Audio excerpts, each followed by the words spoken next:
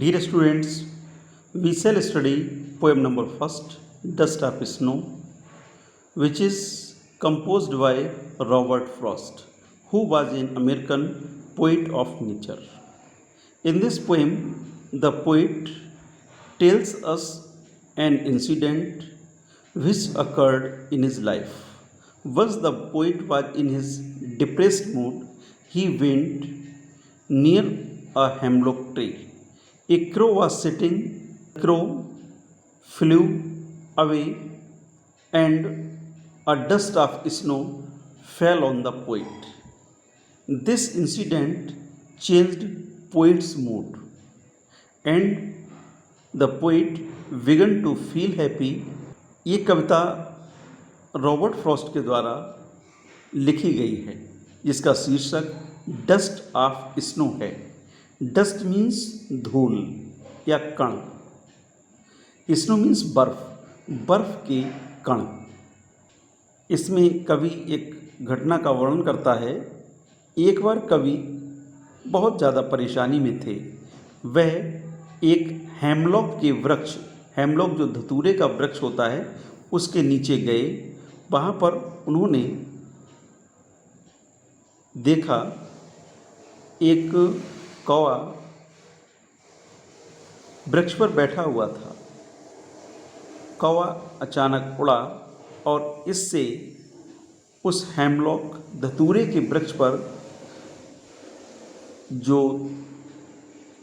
Dust of snow थी, बर्फ की जो कण थे, वो पड़े हुए थे। कौवे के उड़ने के कारण कवि के ऊपर गिर गए। इस घटना से कवि का मूड परिवर्तित हो गया, उसके स्वभाव में परिवर्तन आ गया और वह प्रसन्नता महसूस करने लगा। अब हम इस कविता को पढ़ेंगे। The way of a crow shook down on me the dust of snow from a hemlock tree has given my heart a change of mood and saved some part of a day I had rued. The way a crow shocked down on me, the dust of snow from a hemlock tree. Hemlock जो होता है एक धतूरे का वृक्ष होता है। ये सर्दी का मौसम है और एक कौवा धतूरे के पेड़ पर बैठे हुए उसने डस्ट ऑफ स्नो, बर्फ के कणों को कवि के ऊपर गिरा दिया। इससे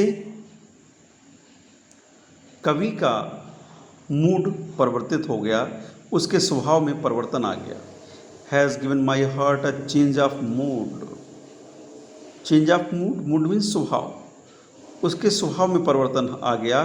and saved some part of a day I had rued. कवि कहता है rued मीन्स रिग्रेट, पश्चाताप। और उसकी इस घटना ने कवि के शेष दिन को नष्ट होने से बचा लिया। तो इस तरीके से इस पोएम की हिंदी है। तो इस कविता में हम लोग अब राइम्स वर्ड का प्रयोग करेंगे। ये पंक्तियाँ बोर्ड में आ जाती हैं। Crow and snow, me and tree. Birds rhyme together in the stanza. Hurt and part, mood and rude. These words rhyme together in the stanza. इसमें अब हम लोग एक और पोएटिक डिवाइस है, जिसको हम एलिट्रेशन कहते हैं। एलिट्रेशन का मतलब हिंदी में अनुप्रास अलंकार होता है। जब एक ही शब्द बार बार आता है। यहाँ पर आप देखेंगे has given my heart, has में एच आया है और हार्ट में भी एच आया है। यहाँ पर एलिट्रेशन डिवाइस का प्रयोग किया गया है। इसी तरीके से शेप्ड सम पार्ट, शेप्ड में एस आया है और सम में भी एस आया है। तो इस पंक्ति में there is a proper use figure of speech alliteration in the line and saved some part of.